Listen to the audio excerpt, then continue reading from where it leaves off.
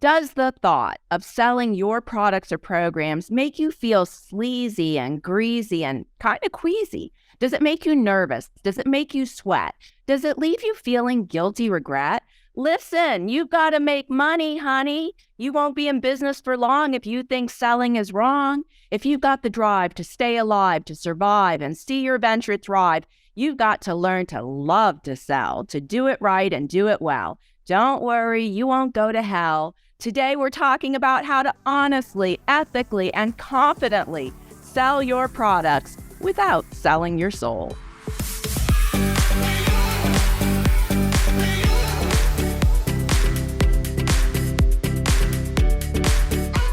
Welcome back, everybody, to the Kingdom Builders Academy podcast. Excited for today's episode, how to sell your products without selling your soul. And I think, Coach Tam, that was the perfect lead-in because it kind of defines what we're talking about today. Because when I shared with Coach Sunny Bunny what today's topic was, and then she was trying to remember it, honey, what did you think today's episode was? How to sell yourself without selling your soul to the devil. Love it. Gotta have props. I have a prop. This cute couple. This is a mother and son to have got their first coaching clients from South Africa. Isn't that awesome? Nice. We have a lot of members posting in our private Facebook group and our inner circle group right now who are getting their first, second, third, fifth clients, and it's so exciting. Yeah. So one of the things that they had to do in order to get their clients, believe it or not, was to sell. They had to take payment. They had to make an offer. And so many of our inner circle members came into the inner circle experience feeling very nervous about selling. They're ministry minded. They've been helping people for decades and doing it for free. And then they're shocked. I mean, shocked, mind blown that people will actually pay them for what they were giving away for free. So, Zack, we're talking today about how to sell your products without selling your soul. What are your thoughts on that? Yeah, I think it's a great topic because, like you said in the intro, people get queasy about it, right? And Jillian, you were saying the problem you see is timidity, right? That like we're nervous, we're uncomfortable, we're not sure if sales is a bad word, right? If it's something that we should really tiptoe around and we really want to be delicate because we don't want to offend anybody and we don't want to be pushy.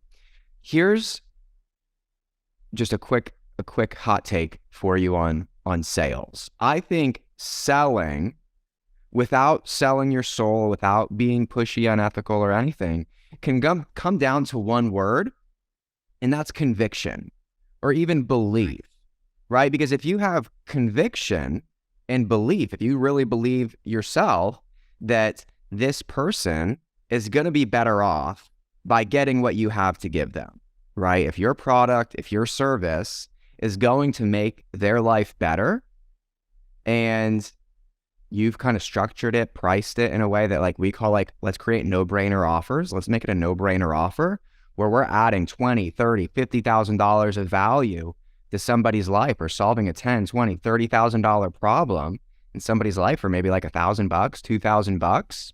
To me, that's a no-brainer. And if you can come to see that and believe that and have conviction that this is going to make their life better, then I think any sales conversation becomes so much more natural to you. It becomes so much more convincing and compelling, and your belief will win them over, right? Your conviction that, hey, this is the right thing, and I really believe this is the right thing for you. Like, it doesn't come from a place of like, I'm pushing this because I want your money. It's, I'm pushing this and I'm pulling out all the stops to help you see the light because I care about you and I care about your life and where you're going. Yeah, exactly. And I think that there's a mindset shift that really needs to occur if you've had that sort of embedded belief which needs to be rooted out. And I want to just ask you a question. And those of you who are joining us live, our members, you can answer in the chat. Have you ever changed? Have you ever changed a longstanding habit pattern or belief in your own life? Have you ever really just absolutely made a U-turn? Okay, I see a lot of yeses in the chat.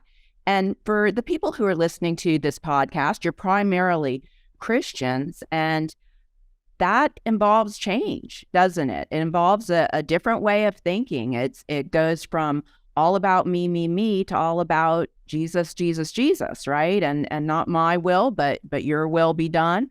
I must decrease, you must increase, right?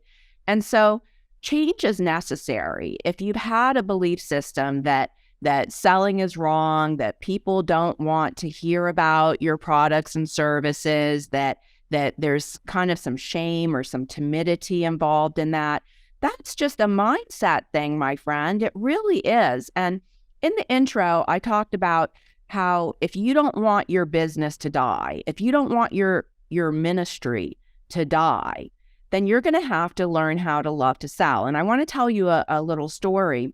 In 2020, I had an operation that saved my life. But for 2 years prior to that, I was dying and I could feel it. I could feel my muscles atrophying. I could feel pain in my body, joint pain, inflammation. I lost a ton of weight. I had blurry vision, hair was falling out, and I was dying, and nobody could figure out why. I went to all the doctors. I took all the tests. I had the brain scans. And then it was proposed that I do a surgery that may work or it may not work. But prior to that, for probably a year prior to that, I did an elimination diet. So I eliminated pretty much most of the things that you currently eat and drink, right? So I got off of caffeine, I got off of sugar, I got off of all processed foods. I didn't eat peppers, I didn't eat tomatoes. I was down to basically like 12 food groups, 12 foods that I could eat. I was eliminating all these things and I wasn't getting any better, but I never would have done that. I never would have eliminated all these things if I weren't dying, right? And so here's my point is that if your business or your ministry is not thriving, you've got to have a mindset shift. There are some things that you're going to have to cut out, and you're just going to have to choose to change your mind the way you've done many, many times before. There have been many changes in your life. You have changed cities, many of you. You've changed careers. You have changed churches. You've changed friend groups. You have changed in your habit patterns. It is no different than that. Is to change your mind about sales and about being confident about offering your products and services. You just you make it your intention to learn to love to sell. And selling is not a bad word. It's not a dirty word. It actually comes from the root of it. If you look at the etymology of the word sales, it comes from a Norwegian word which means to serve. So selling is really serving. It's saying, hey, look, I have a solution for you, a solution that's going to work, something that's going to enhance your life, something that's going to make your life better, your business better, your family better, your finances better. And I'm just offering you what I believe is the best solution for you. And I think that when, it's kind of like evangelism, I think. Like when you share the gospel with somebody, it is not your responsibility to twist their arm, to make them do something that they don't want to do. You're not to impose your faith, but you're to expose what you believe. And the choice remains with them. So you don't have to do it in a way that's high pressure. You're just simply saying, hey, do you mind if I tell you about something that I think it would really benefit you and would really help you with this problem? And people will say yes. You can say it in front of a live audience. You can say it in front of a virtual audience. You can say it one-on-one. can I share something with you that I think would really be a blessing to you? And then they've given you permission. So that's what we call permission-based sales, right? So you've asked them for permission, they've given you permission, and now you could tell them about it. And when you do it, don't be shy.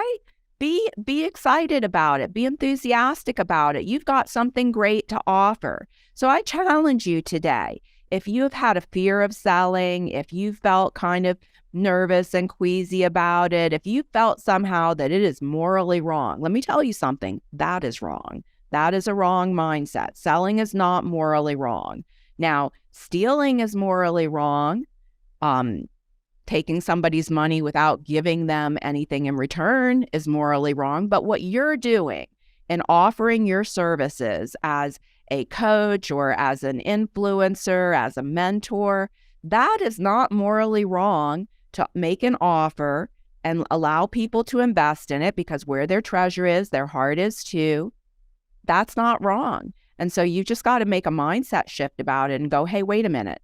I don't want to die, so I would rather change. I want to be able to influence the most people. So my mindset has been wrong. I judge that as wrong. And now I'm going to change. And I'm going to become confident at this. I'm going to become good at it. And that is the first step. And let me tell you, it's a game changer.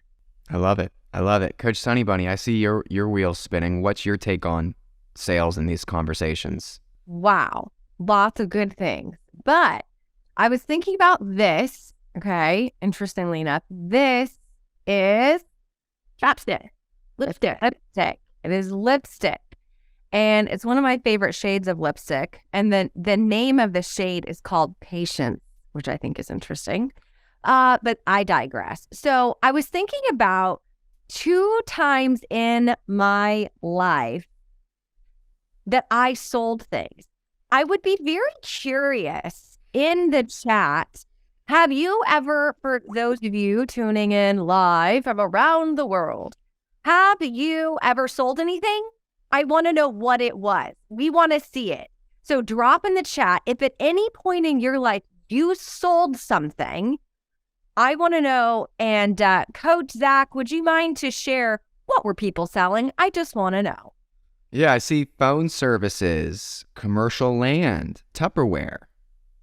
Spa services, jewelry, needlework and books, airborne products, Dead Sea salts, women's clothing, Lollipops. Okay. Coffee, Avon. Okay, this is perfect. Okay, so let me just tell you, number one, did you know you're a natural born salesperson? You think you're not? Tell me something in your life. There's got to be one thing that you love. I don't care if it's a TV show that you just can't get enough of, or if it's your favorite snack, your favorite recipe. Do you have anything in your life that you're like, oh, you text? Do you know I do? I will jump on the phone and I will text my mother-in-law, Coach Zack's mom, and I'll say, this lipstick, you've got to get this lipstick. It's this face scrub. It's got to be this hair product, this jacket with this attachable dickie. I am a natural born salesperson. And guess what, friend? So are you. You're selling things all day long, whether you realize it or not. So let me just tell you, here's the difference. At 2 points in my life, at one point, I sold Brighton jewelry. Bunny, do you know Brighton? Okay. Sure. They're still around. They're thanks in part to your excellent salesmanship. Well, actually, I wasn't very good at it, because you want to know why? Did not like the jewelry. I didn't like it. I didn't want to wear it, and I was embarrassed to sell it. We have just lost a potential sponsor. I'm so sorry. And if you wear Brighton jewelry, I'm sure it looks lovely on you. But I remember like being there and being in the store with all the Brighton bags and all the jewelry. And I was a salesperson and I would have the jewelry on, but there was nothing authentic about my love for this brand. And I would try to go through the motions. And do you know, I got fired? Why? I didn't sell anything. You want to know why I couldn't sell anything? I didn't believe in the product I was selling. And I wasn't good at being cheesy enough to sell it. So they said, sayonara. And that's all fine and good. But then at one point in my life, I worked in a makeup counter in the cosmetics department Oh, that's your love language. for a Long's drugstore in Bakersfield, California, where I was born and raised, good old B-town. Let me just tell you, it all started, just so you know, I want to just tell you how it started, all right? I was the rewind girl, okay? There were these things called VHS tapes. You would watch a movie. I was the girl who would rewind them for you. You would bring it in. I would take it. I would check it in. I would rewind it. But you know what I loved?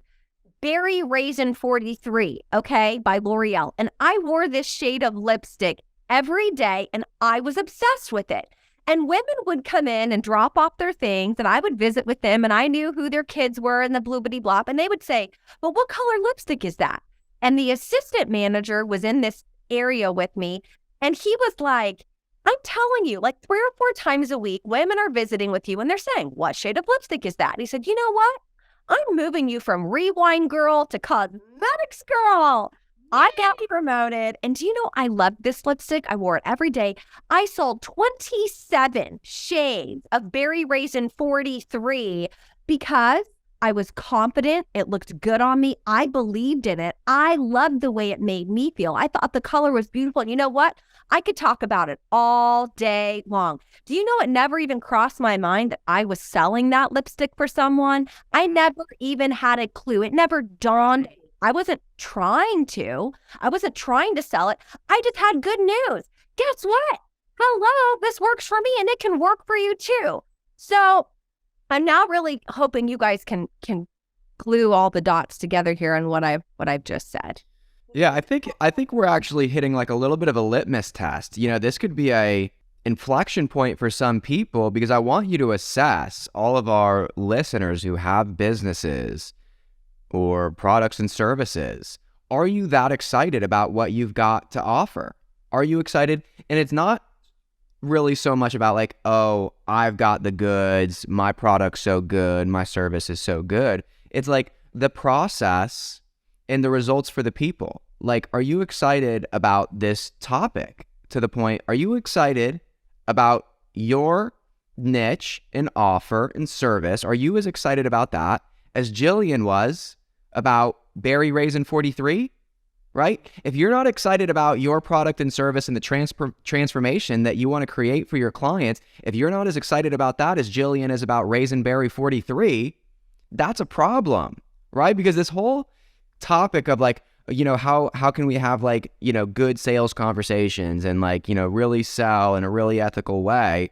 It's so much easier. It's so natural. It's so effective if you can just be excited about it, like believe in it. They call like those kinds of people who's really excited about a lipstick, really excited about a service, really excited about a product. They call them product evangelists, right? Like they call them evangelists. Like, as excited as we are about the good news in our faith, we've got to have like a similar mindset to like what we do, right? Because our work is also a worship, right? Like we can't totally compartmentalize our business and our work as like we got our family, we got our business, we got our faith. They are going to intertwine. They're going to intersect. And you maybe need to start seeing your work as an act of worship and get really excited about the service that you're providing. Because if you're not excited about it, if you don't believe in it, it's going to be really like you're going to face a lot of resistance in trying to sell it. Right. Okay, I want to tell you, I sold something. I sold toy robots when I was in. You normally say robot. Have you changed? I have, because I have the capacity to change, just like all of our listeners. You've been saying robots for years, and I used to say both, but now and you're changing it to both. This is like all in the last week. So, okay, I was 19 years old. I was working at a bakery, and it was pretty horrible. I didn't like it.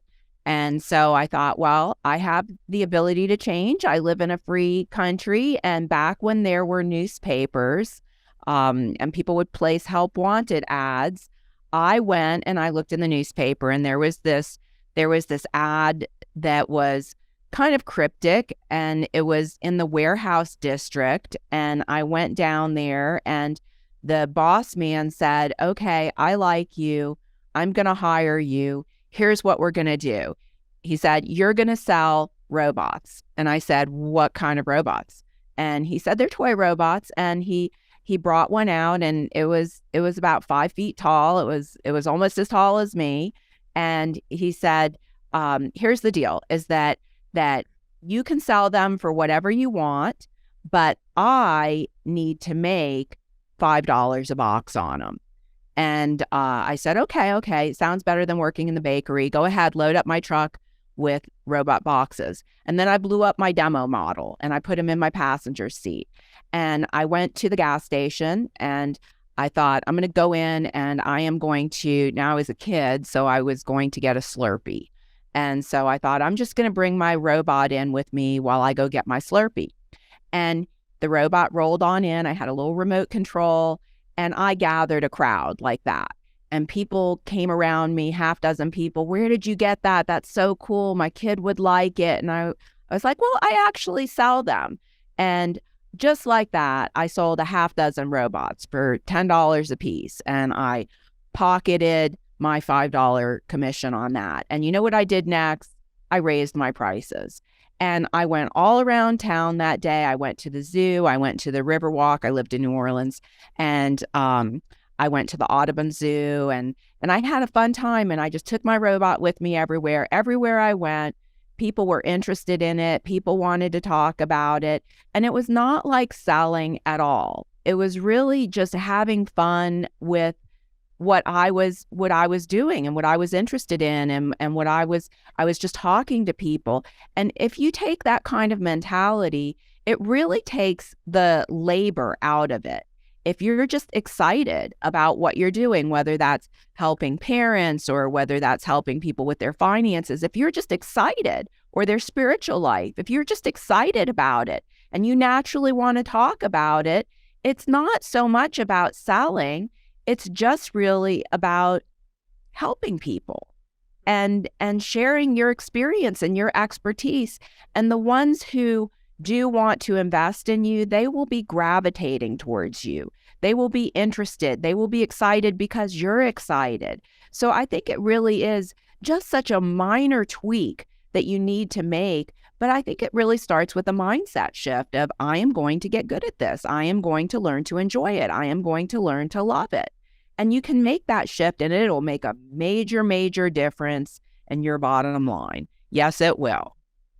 Let me ask you this, Coach Tam, because I think we've given several examples talking about other people's products, right? Like a lipstick or a robot and stuff like that. What about when it's you, right? When it's your advice, when it's your course, when it's your program, when it's your coaching? Do you think that it's any different, or that we should think about it any different? Because I think that some people might get a little more nervous about that. Like, it's easy for me to talk about this product is so great, but when it's like my services and my advice and my coaching, is that any different? And like, what do we do if we feel a little like, oh, I don't want to sound like conceited or ego and stuff like that? Yeah.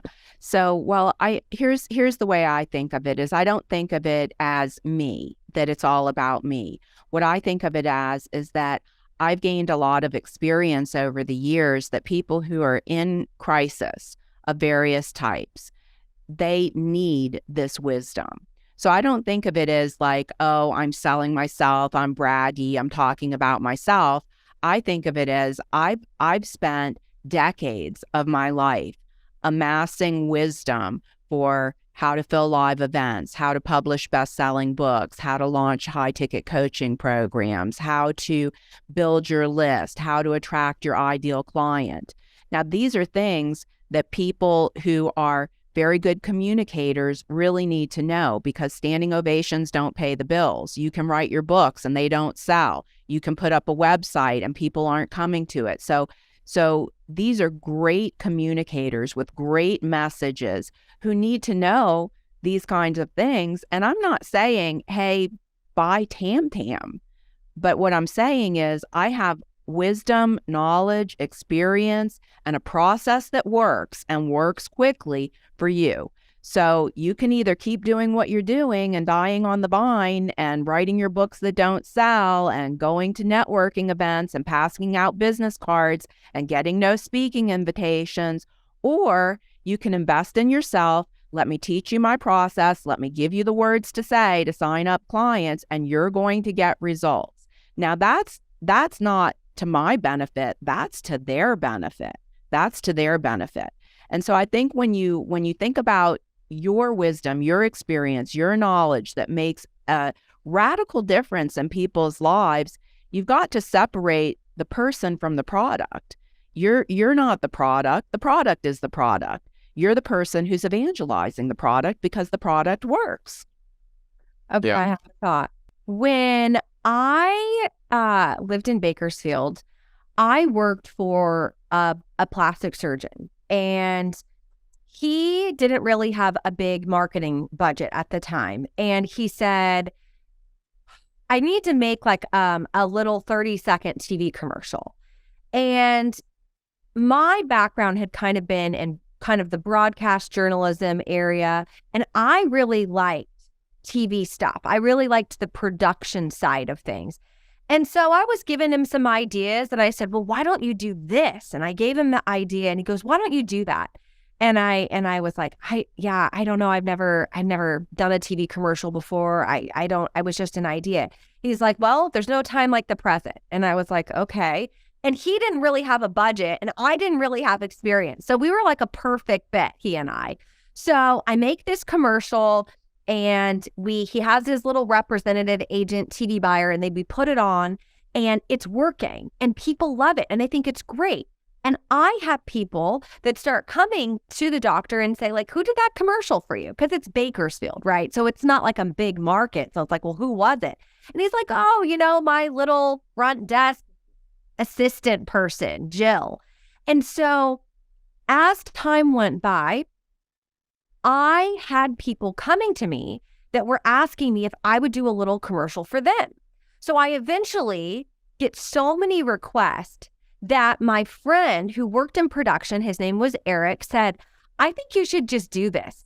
And I said, just do what? What are you talking about? He's like, this thing where I think you should actually start a little local production company and do this.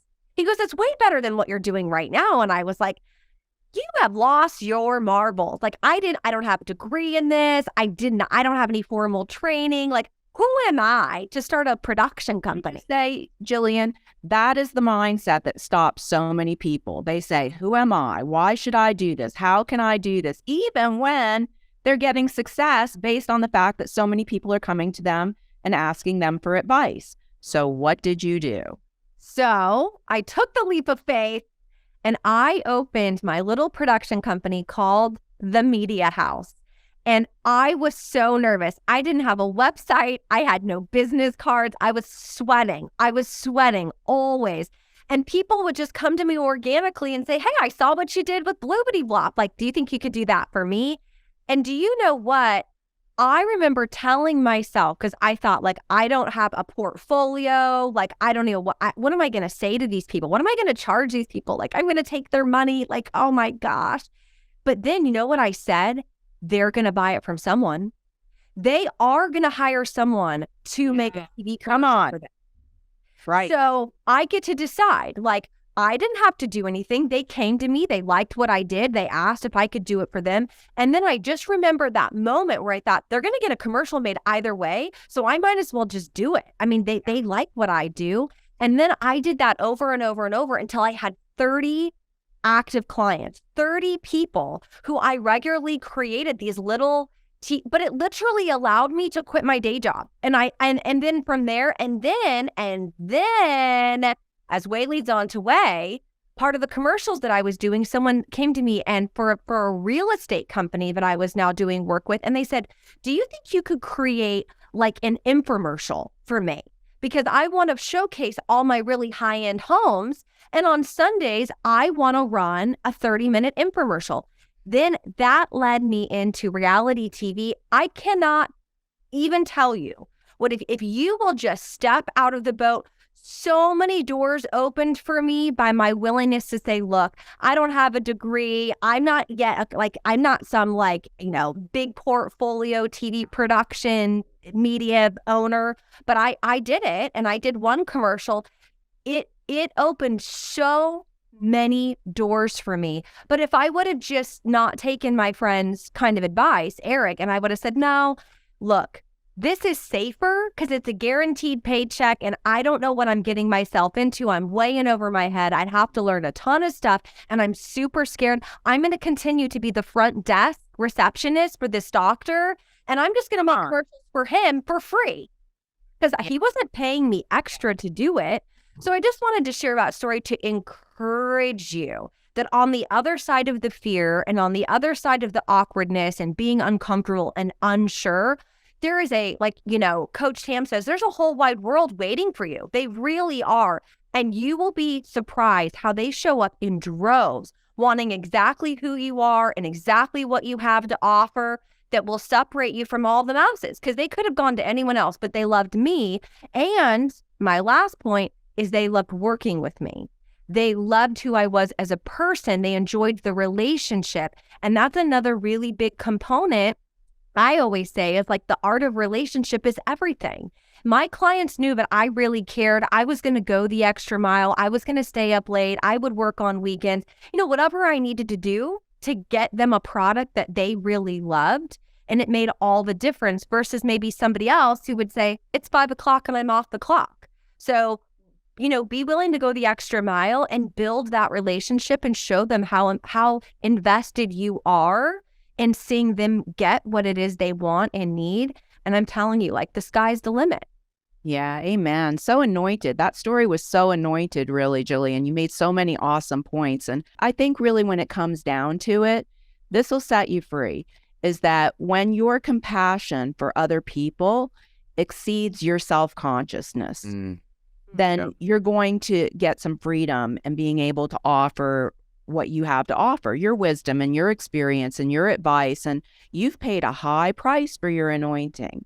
And nobody takes a basket and puts it on top of a light, as Jesus said. You've got to let your light shine. You've got to let your experience shine. You've got to be humble enough to expose your wisdom and experience and allow people to partake in that. And when God called me to do what I'm doing right now, so it's been about 14, 15 years that I've been doing what I've been doing in equipping Christian leaders and speakers, authors, coaches, and influencers, the Lord spoke to me and he said, I want you to equip the next generation of emerging leaders. Well, I was at the worst place in my life. I was going through a terrible divorce. I had lost my income. I was emotionally depleted. I was physically depleted. I felt ill.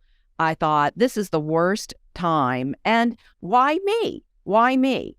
Because divorced women in ministry, there's not a huge line for them. That's not like a high ticket item that people are lining up for. But I heard the Holy Spirit speak to me. And even though I didn't think it was a good idea, I didn't think I was the right person, I didn't think the timing was right, I obeyed. And when it comes down to it, your will is going to cross God's will in this arena, and you're going to have to bend your knee to God's will. That's all it comes down to as a Christian, right? So I saw so many gifted speakers and writers and leaders who did not have a huge following, who had very little influence. And I thought, these people, they're brilliant. They're such great speakers. They're such great communicators. They have these amazing survivor stories. These are stories that need to be heard. Why aren't they being heard? Why? Because they didn't know how to market it. They didn't know how to build a list. They didn't know how to package their product attractively. They didn't know how to price it correctly. And I thought, if I could match my skills with that person's story, with that person's experience, with that person's communication ability, wow, that brand would blow up. And so it was my compassion for these people who had this amazing giftedness, but no influence, that really moved the needle for me to be able to step into this arena. So think about the people that you're called to reach. Like, is your concern for them more important than your concern about how you're perceived? Because let me just tell you, you're going to be criticized one way or another. One way or another, whether you do it, whether you don't do it, you're still going to be criticized. People are still going to judge you, but many, many, many more people are going to love you and applaud you and want to take part in what you're doing if you will obey the call of God on your life. Amen. Amen. Great points. Let's wrap there. Great episode, Coach Tam, Coach Jillian. We will see you guys next week on the Kingdom Builders Academy podcast. Bye, everybody. Bye.